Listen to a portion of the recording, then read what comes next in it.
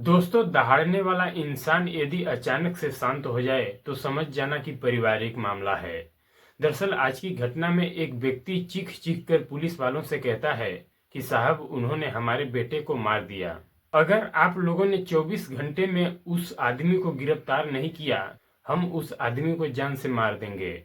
दरअसल दो गुटों के बीच में एक जगह पर झगड़ा हो जाता है और उसमें एक लड़के को गोली मार करके हत्या कर दी जाती है। हालांकि वो भी लड़का कोई अरे गहरे का लड़का नहीं होता है, वो एक करोड़पति बाप का बेटा होता है। जब पुलिस इस मामले के बारे में तारीकी से जांच पड़ताल करती है तो उस लड़के का पिता ये मानने के लिए तैयार भी नहीं होता है कि उसका बेटा ऐसा भी कर सकता है। वाकई में दोस्तों, आज की जो सच्ची कहानी है वो आप लोगों को सोचने और समझने पर मजबूर कर देने वाली है। तो आप सभी से वही एक छोटा सा रिक्वेस्ट है कि अभी तक आप लोग हमारे यूट्यूब चैनल पर नए हैं और चैनल को सब्सक्राइब नहीं किए हैं तो प्लीज दोस्तों चैनल को सब्सक्राइब कर लें और वीडियो को लाइक शेयर कर दें ताकि हमारा भी हौसला बढ़ता रहे। तो आप सभी को नमस्कार, हम संतोष कुमार, आप देख रहे हैं संतोष क्राइम सफर।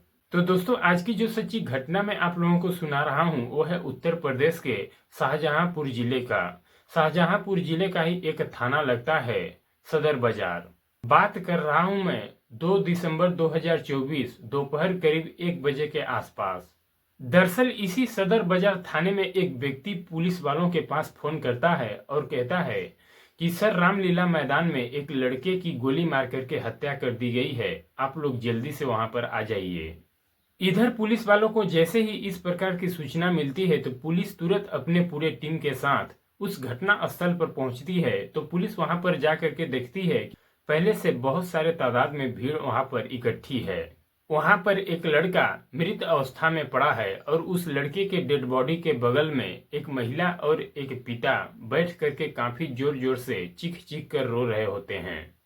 पुलिस जब उस डेड बॉडी को चेक करती है तो पुलिस को मालूम चलता है कि उसके सर के पिछले हिस्से पर एक गोली मारी गई है जिसके वजह से उसकी मृत्यु हो गई है। फिर वहां पर रो रहा उस व्यक्ति से पुलिस जब पूछताछ करती है तो व्यक्ति अपना नाम दिलीप कुमार गुप्ता बताता है और ये हमारी पत्नी रानी गुप्ता है। दरअसल मरने वाला कोई और नहीं बल्कि वो हमारा ही बेटा आयुष गुप्ता है और मेरे बेटे का हत्या हमारे बेटे के दोस्त प्रिंस और उसके साथियों ने मिलकर की।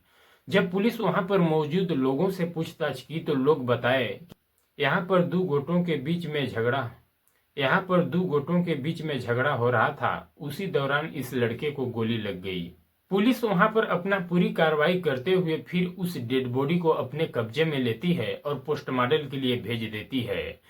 इधर दिलीप के ही बयान पर पुलिस जो होती है आयुष के साथी प्रिंस और उसके साथियों के ऊपर मुकदमा दर्ज कर लेती है। फिर इस केस का छानबीन करना शुरू कर देती है। दरअसल प्रिंस जो होता है गदियाका इलाके का रहने वाला होता है, ऑलरेडी शादीशुदा होता है, उसके पत्नी का नाम पायल होता है। इधर पुलिस इस केस में आगे बढ़ने के लिए सबसे पहले उस रामलीला मैदान में लगे हुए सीसीटीवी कैमरों को चेक करने लगती है। तो पुलिस को मालूम चलता है कि लगभग 11 से 12 बजे के बीच में आयुष जो था अपने 5 से 7 साथियों को लेकर के उस रामलीला मैदान में जाता है। लेकिन जैसे ही इधर 1 घंटे का और समय बीतता है उधर प्रिंस जो होता है वो भी अपने 11 से 12 साथियों को लेकर के उस रामलीला मैदान में आ जाता है। मैदान के अंदर जब आयुष और प्रिंस के बीच में पहले तो बातचीत होती है। बातचीत होने के बाद फिर दोनों गुटों में झड़प हो जाती है जिसके बाद से आयुष को गोली लग जाती है। फिर जब आयुष को गोली लग जाती है तो वहां पर जितने भी लोग होते हैं वो रामलीला मैदान से फरार हो जाते हैं। इधर जैसे ही पुलिस को इस तरह का सीसीटीवी कैमरे में दिखाई देता है फिर पुलिस जो होती है वो अपने टीम के साथ प्रिंस के घर पर पहुंचती है प्रिंस को गिरफ्तार करने के लिए।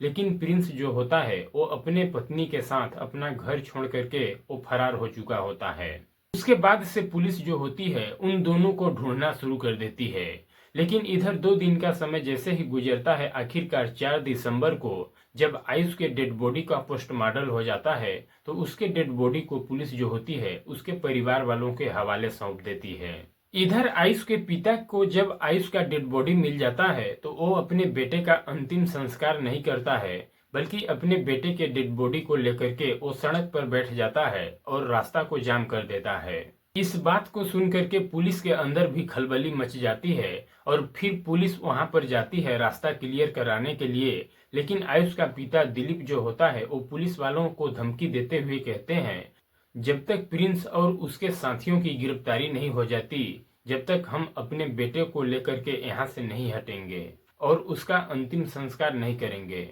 पुलिस वाले जो होते हैं वो दिलीप को काफी ज्यादा समझाने की कोशिश करते हैं, लेकिन दिलीप जो होता है वो पुलिस वालों का बात मानने के लिए तैयार ही नहीं होता है। और साथ ही साथ दिलीप पुलिस वालों को धमकी देते हुए कहता है कि यदि 24 घंटे में हमारे बेटे के कातिलों को यदि गिरफ्तार नहीं किया गया, हम जो है प्रिंस को जान से मार देंगे।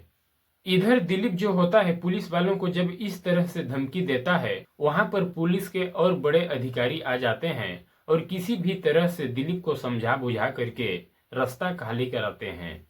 इसके बाद से पुलिस जो होती है वो प्रिंस को ढूंढना शुरू कर देती है।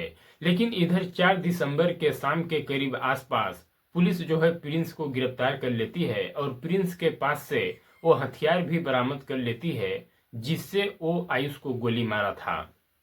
इधर पुलिस जब प्रिंस को लेकर के थाने जाती है और थाने में ले जाने के बाद आयुष के हत्या के बारे में जब पुलिस प्रिंस से पूछताछ करती है, तो इस पर प्रिंस जो पुलिस वालों को कहानियां सुनाता है उसे सुन करके हर कोई हैरान हो जाता है और साथ ही साथ आयुष के पिता दिलीप भी हैरान हो जाते हैं और पुलिस वालों से कहते हैं कि साहब, हमारा बेटा ऐसा हरगिज नहीं कर सकता है। दरअसल इस घटना की शुरुआत होती है मात्र 2 महीने पहले।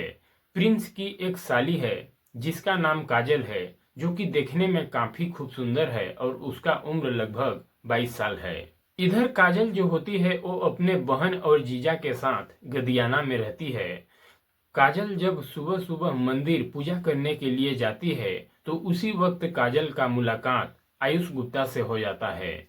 इधर काजल जो होती है जब आयुष को पहली बार देखती है तो उसे पहली ही नजर में आयुष से प्यार हो जाता है और उससे वो दोस्ती कर लेती है।